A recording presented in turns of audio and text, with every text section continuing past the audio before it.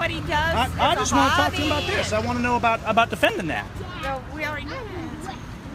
What, I guess, are you allowed to talk, like, just about how you feel about things? I am allowed to talk about how I feel about things, sure, but On the record. Don't you think the feds are getting a bit heavy-handed?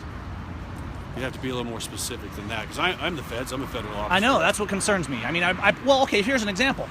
We pulled in with my family, and within 2 minutes, one of your cars was behind me, lurking around my truck, pulling up next to me, sitting there as we walk away. They've probably seen your videos. How's that okay to intimidate my family when I pull up when I'm not breaking any law? I don't know. I wasn't there. Did you park next to a federal building? Oh, I parked down there on the street. Yeah. They came down the block for me. A lot of cars. Yeah. That are driving around, so it's pretty common for us to park around the building. Right. Why is that blocked off down there? The street parking at the end of the block. Why is that I have no idea. That's all city. Oh. Yeah, I don't know why they blocked that parking off. So how about I couldn't tell you. what about federal land ownership? I mean, how about the fact that the federal government's supposed to be limited on their land ownership? How do you feel about that? I don't work for that part of the government. I have no comment about that. But I can't tell you. wouldn't you say on a personal level that as somebody who took an oath to defend the Constitution that it's all of our job to make sure that if someone's not being violated and you're an officer, isn't it your job to intervene when anyone's being violated, regardless of what department Isn't it's that from? why you're here? Well, defending your First Amendment right? But what I'm saying is, shouldn't you defend them? That is why I'm here. Make sure you folks have your say and can do it peacefully. Right. But what about the people that are locked in prison without bail for ages on end? I have no comment to that. I'm not in charge of that. But this gives you authority over that, is what I'm saying. You don't feel like you have any power over it, or? I've got the power to defend the Constitution and your First Amendment right, the Second Amendment, the Fifth, the Eighth. But if you have the power to defend the Constitution, don't you have the power to defend all of it? I mean, can't you arrest a judge if he's violating his oath? Wouldn't that fall under the purview of your authority that we gave you? This thing called proof. Well, probable cause. I could go into that courtroom and prove to you right now that the judge is violating due process and probable cause. Would that be enough to make you arrest the judge? It's probably not going to happen. I know, but I mean, think about it. If the officer's job, be they a civilian or a police officer, is to defend his rights that are affirmed in this document, why does it matter whether a mugger on the street is violating them or a judge in a robe? At some point, doesn't it become the officer's job to say, I'm going to intervene and say this is not okay, regardless? Yeah, once again, there have to be proof of some form of crime, which I haven't seen. Well, how about denial of speedy trial for these guys? That's proof of a crime. I don't know anything about that. Do you know how long they've been in jail? Nope. They've been in jail about a year on a complete lack of probable cause, and now we're down here and they're still being held, waiting for trial and denied bail. But bail is part of the Constitution. That's a fundamental right that you swore to protect too. Why not defend it on bail alone? The denial of evidence. There's a Sixth Amendment violation. I could show you 10 ways. And I'm not talking about some crazy like sovereign citizen ways or anything like that. I'm talking about just in this document right here. I could show you 10 ways the judge is violating the Constitution, and you could find them in here. So why can't we prove to you guys that the judges are making a violation and make our case? And you're the defenders, you're the protectors, regardless of who's violating it. Shouldn't we be able to come to you and say, this is what's happening, this is the crime being committed, and then you guys take action on our behalf? Isn't that the essence of what a peace officer or a police officer does?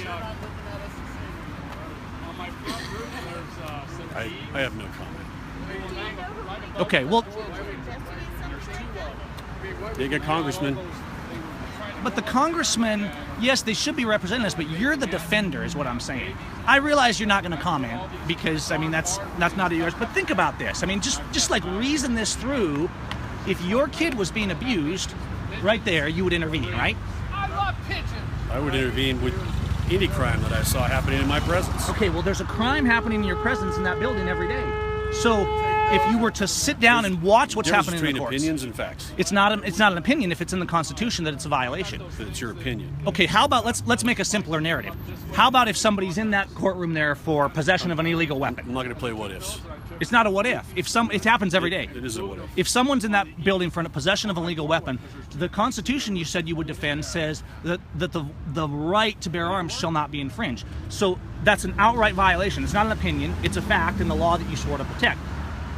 What can you do about it? I'm not going to comment. See, I understand where you're coming from because you get a paycheck for doing what you're told. But think about this when you go to bed tonight. Hey, we're having a nice conversation. I could be way more grumpy than this.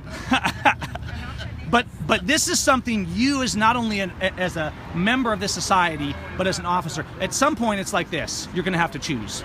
You're going to have to choose at some point whether you're a redcoat or whether you're on the side of the Constitution. And a lot of people have already made that choice, and I hope that you haven't. But you're going to have to decide, are you going to stand with the big, powerful judge in the robe and his political friends who say, do this, kill that person, put that person in jail, hold that person in chains, or are you going to say, no, this Constitution, the people's rights, the moral, God-given rights that every person has, those are what I have to defend. That's more important than anything. It's more important than a paycheck. It's more important than a nice uniform or a badge or a bulletproof vest. At some point, you have to choose which part of that. Are you going to be in the Gestapo or are you going to be in the resistance? Which I know you don't have an answer for that either, but I'm just saying, just think about it, all right? He probably does on a personal level, but not on a professional level. Well, but there's no difference. There's only personal, and there's only right and wrong. So there's never just doing our job. It's always, did I do right or did I do wrong? I have a family member who works for FEMA, and what he will say publicly and what he will say privately are two very What's your name, man? Right, but the problem with that can is, talk. I'm a Sai? professional Sai? redcoat, but personally, Nice to meet you, You Sai. bring that weapon inside the building? Do I bring that weapon inside the building? But I'm really I happy take it that everywhere I go when I'm working. Because I saw a sign on the front of the building saying no weapons allowed. You did? I think they make an exception. They're allowed to carry weapons, just not us. Hey, If you're allowed to carry weapons, we should be allowed to carry them in there. that's a fair point. Okay, let's let him go. He had a conversation with us. He was polite. 50 caliber you got. Thanks for the chat, man. And what kind of weapon is that? It's a taser. It shocks you. It's what they used on Ammon. The BLM guys used on Ammon. He did. What's that? Yeah, be The BLM specific, guys yeah. did. Yep. All right, take care, man. BLM, you guys think Okay, guys. Questions, Si. Good questions. That's right. He is a smart child. Listen, guys. Professionally, I'm a redcoat, but personally, I'm an American. Yeah, exactly. Here's the thing, guys. These feds are coming down here and they're palling around. They're acting like they're our friends. They're nice. The friend of liberty defends liberty. And I hope we planted some seeds in this guy. But let's not pretend, we got to work with him. We got to be buddies. This man has to decide, right? He has to decide. You want to say anything? He has to decide, is he with liberty? Is he with the Constitution? This is what you need to do. You need to stop going down and being friends with the enemy by telling them that you're okay with them, by telling them that everything's good. Go to the people that are violating our rights and admonish them, challenge them, ask them the hard questions, get toe-to-toe and look them in the eye and say, this isn't okay. You have to stop pretending that petitioning politicians or congressmen will fix the soldiers on the street who are just following orders at their behest for money to violate our rights. Start calling out the people who violate our rights and stop worrying about whether the loyalists are going to be offended because you don't pretend that someone who violates every element of our Constitution is a loyalist. I could have proven, and I did prove, the violations. What this man's really saying is, I'm going to enforce the law on you, but not on the people who want to hurt you. Are you a patriot or are you a blue coat? Something to think about, guys.